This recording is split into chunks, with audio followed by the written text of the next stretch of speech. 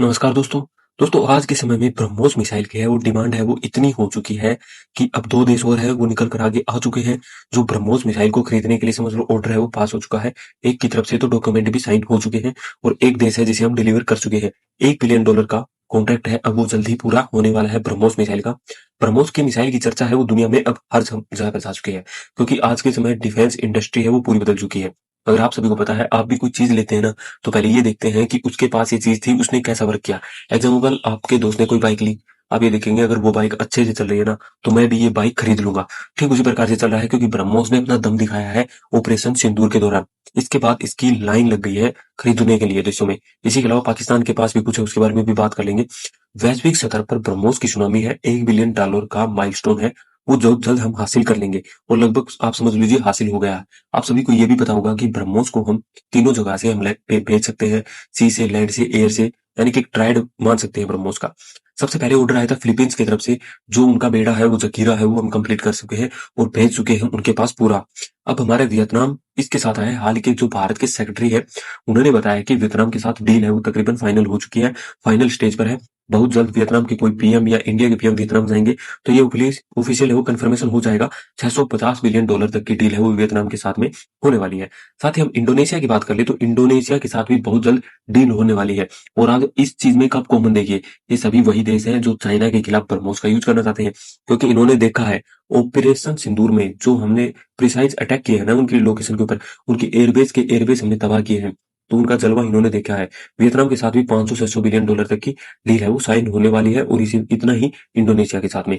अब अभी तो ये ब्रह्मोस 1 का जिक्र चल रहा है, तो ब्रह्मोस 2 आएगी, इन सभी का बाप आएगा, तो आप खुद अनुमान लगा सकते हैं कि हमारी कितनी है वो कमाई होने वाली है। क्योंकि वो पहले ही रशिया ने कह दिया है कि ब्रह्मोस 2 है वो एक्सपोर्ट हम नहीं कर पाएंगे, क्योंकि ब्रह्मोस 2 में रशिया की जो जिरकोन टेक्नोलॉजी है वो यूज होने वाली है, जो रशिया किसी को भी नहीं देता है। अभी उसके ऊपर काम चल रहा है। मैं ये कहूंगा कि ब्रह्मोस 2 आएगी ना, वो जिरकोन से भी बेहतरीन आएगी। अब ब्रह्मोस की फिलहाल डिमांड कहाँ पर है? साउथ ईस्ट एशिया में है, साउथ अमेरिका में, मिडल ईस्ट में, अफ्रीका में। बस एक अमेरिका कनाडा है उस साइड को छोड़कर ब्रह्मोस की हर जगह डिमांड है। ये डिमांड क्यों बढ़ी? ऑपरेशन सिंदूर।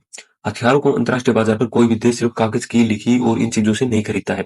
वे उनको देखते हैं, परखते हैं, यूज करते हैं, उसके बाद पता लगता है। क्योंकि हमने ब्रह्मोस को यूज किया है, जैसे हमने रफाल को यूज किया, तो रफाल के ऑर्डर अब मिडल ईस्ट के देश हैं वो डायरेक्ट दे रहे हैं फ्रांस को, क्योंकि हमने उसको यूज किया है ऑपरेशन सिंदूर में, उसका जलवा दिखाया है।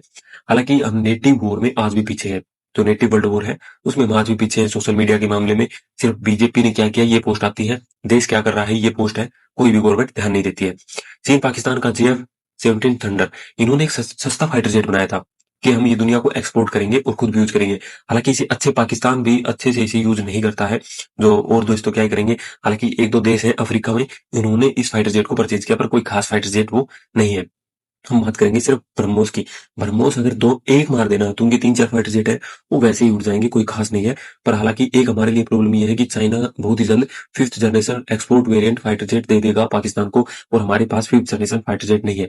अब इंटरनेशनल प्रोपेगेंडा और नेटिव वारफेयर की चुनौती, क्योंकि आप सभी को पता है कि हम पाकिस्तान से 20 कदम आगे थे।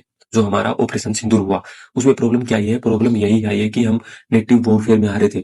सबसे बड़ी दिक्कत हमारे देश में यही है कि बीजेपी ने कहाँ पर क्या किया, इसके 50 पेज हैंडल बने हुए हैं बीजेपी की ऑफिशियल। देश क्या कर रहा है उसका कोई ऑफिशियल हैंडल नहीं है। जैसे पाकिस्तान और चाइना में एक नेटिव वॉर फैलाया जाता है पूरी दुनिया में कि हम क्या करने वाले हैं क्या नहीं करने वाले। इसका एक लाइव एग्जाम्पल मैं आप सभी को अभी दे देता हूँ। जो सर्बिया है, सर्बिया एक कंट्री है यूरोप की, उनके राष्ट्रपति ने भाई साहब टीवी शो के ऊपर ये बोल दिया कि मैंने सुना है, कहीं पर जो न्यूज है वो देखी है, कि जो पाकिस्तान के जो JF-17 थंडर है उनकी जो मिसाइल है, उन्होंने इंडिया का रफाल गिरा दिया, और S-400 है उनको पूरी तरीके से मात दे दी है। ये सर्बिया के राष्ट्रपति ने कहा, आप इस रिपोर्ट में देख भी सकते हैं। तो ये होती है नेटिव वॉरफेयर, जिसमें हम बहुत पीछे हैं, बहुत पीछे है। इसी के अलावा एक जो सेंटर और है जहां पर हम बिल्कुल खराब काम कर रहे हैं, उसके बारे में बात कर लेते हैं। यह बयान प्रोपेगेंडा से ही आया है। आप सभी को पता है, मुझे भी पता है कि हम इस पूरी वॉर में बहुत ही आगे थे। अब अतीत और इससे हम क्या सीख सकते हैं? हकीकत तो यही है कि पश्चिमी देशों के पास भी ऐसी कोई मिसाइल नहीं है। ऐसा नहीं है कि सिर्फ चीन और पाकिस्तान इस नैरेटिव में शामिल है। कुछ समय पहले पश्चिमी देश के जो थिंक टैंक्स हैं वो भी यही काम करते थे, और आप पैसे देकर हैं थिंक टैंक से अपनी रिपोर्ट निकलवा सके हैं, जो पाकिस्तान और चाइना करते हैं। पर पाकिस्तान में कितनी भी भूखमरी हो, पर ये नेटिव के लिए करोड़ों डॉलर्स हैं वो खर्च करते हैं। जो बड़े बड़े जो हमारे मीडिया चैनल है जो इंटरनेशनल है, उनमें काफी रुपए ये डालते हैं, बड़े बड़े। ठीक है, लेकिन समय ने करवट ली है। ऑपरेशन सिंदूर में ब्रह्मोस का जो जलवा है, एक्शन है, वो पूरी दुनिया ने देखा है। पूरी दुनिया ने इसकी सटीकता से देखा है कि पाकिस्तान को हमने कैसे धोखा किया। तब तक पश्चिमों का मुंह बंद था। जैसे ही पश्चिमों को पैसा खिलाया गया तो न्यूयॉर्क टाइम भी, फलान या दिकड़, ये वी वोन सभी उन्होंने रिपोर्ट छापनी स्टार्ट कर दी कि इंडिया के रफाल गिरे हैं या गिरे हैं। अभी देखो, अभी मैंने इमेज लगाई है स्पेशली, ये है हमारा एम का, जो एम का बनेगा, और जब ब्रह्मोस लगेगा ना उसमें, तो उससे खतरनाक इस दुनिया में कुछ भी नहीं होने वाला है, मेरा ये मानना है। ठीक है, ब्रह्मोस के लिए रेडी है भाई, और ब्रह्मोस 2 के लिए भी आप रेडी हो जाइए, बहुत जल्द आने वाली है। अब निष्कर्ष की बात यही है कि निष्कर्ष तौर पर यह कहा जाता है कि ब्रह्मोस एयर डिफेंस के क्षेत्र में भारत की और रशिया की सहयोग से सबसे बड़ी एक सक्सेस स्टोरी है। और रशिया अब ये भी कह रहा है, अगर इंडिया हमारे साथ कोऑपरेशन कर ले तो हम जो Su-57 है वो भी इंडिया में पूरा मैन्युफैक्चरिंग कर लेंगे, और एक ऐसा वेरिएंट निकाल देंगे Su-57 का जो ब्रह्मोस की तरह बहुत पावरफुल होगा। हालांकि जो आज रशिया Su-57 कर रहा है ना, उससे भी काफी बेहतरीन और पावरफुल वेरिएंट है, वो हम निकाल देंगे, ऐसा रशिया कह रहा है। तो इसके बारे में आपकी क्या मानना है, और इस पूरे जो टॉपिक है, ये पूरी घटना घटी है, इसको आपके कैसे मानना है। और एक चीज और सबसे बड़ी है इंडिया में फ्रीबीज कल्चर, जो मैं हर वीडियो में तकरीबन जिक्र कर लेता हूँ। अभी वोटों के अंदर ऐसे पैसे बढ़ देते हैं गवर्नमेंट, बीजेपी आती है 2,000 देंगे महिलाओं को, कांग्रेस आती है 2,500 देंगे, कोई अदर पार्टी है, क्षेत्रीय पार्टी 3,000 देंगे। ऐसे देश का पैसा है वो बर्बाद किया जा रहा है इन पार्टियों के द्वारा। मैं आप सभी को बताऊं तो ऐसा नहीं होना चाहिए, देश के अंदर बिल्कुल भी नहीं होना चाहिए ऐसा। तो कुछ अच्छा सा होना चाहिए, इसमें पैसा क्यों लगाओ, अब डीआरडीओ को दो, रिसर्च हो, इसरो को दो, हम नए रॉकेट बनाए, उनको टेस्टिंग करे, ये देश का डंका बजे। इसरो सैटेलाइट लॉन्च करता है, पैसे कमाता है, इन्हें गवर्नमेंट टैक्स लेती है, और उसके बाद फिर हम महिलाओं को बांट देंगे किसको। ये कहाँ का कल्चर है। एक टाइम का यही कल्चर ब्राजील में आया था, और ब्राजील है वो पूरी तरीके से तबाह हो गया।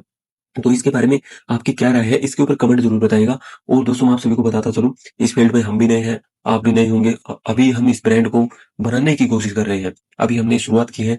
आप ये पूरा आर्टिकल पढ़ना चाहिए तो वेबसाइट पे पढ़ सकते हैं, नीचे डिस्क्रिप्शन बॉक्स में आपको लिंक है वो मिल जाएगा, हमारे सोशल मीडिया, जहाँ पर ट्विटर और टेलीग्राम है, और वेबसाइट का लिंक भी आपको मिल जाएगा, जहाँ पर मैंने ये पूरा आर्टिकल लिख रखा है जो मैंने आपको अभी समझाया है। ठीक है, तो वो आप पढ़ सकते हैं। हम आपको मिलेंगे एक नई वीडियो में, जाते जाते आप कमेंट जरूर कीजिएगा और शेयर कर दीजिएगा, लाइक कीजिएगा। मिलते हैं दोस्तों आप सभी को एक नई वीडियो में। इस वीडियो को देखने के लिए आप सभी का फिर से एक बार बहुत बहुत धन्यवाद। जय हिंद, जय भारत।